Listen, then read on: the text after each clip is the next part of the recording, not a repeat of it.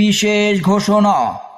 এত দ্বারা পবিত্র মাহে রমজান জুড়ে 30টি রোজা শেষ হয়ে যাচ্ছে।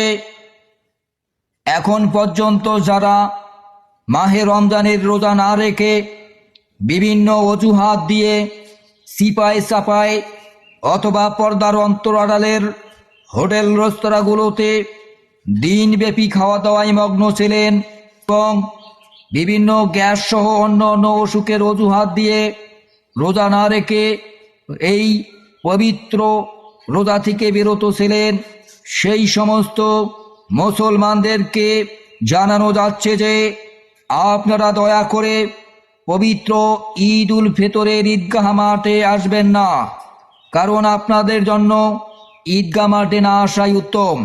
আপনারা ঈদগাহ মাঠে এসে প্রকৃত নামাজীদের জন্য জায়গা সংকটে ফেলবেন না।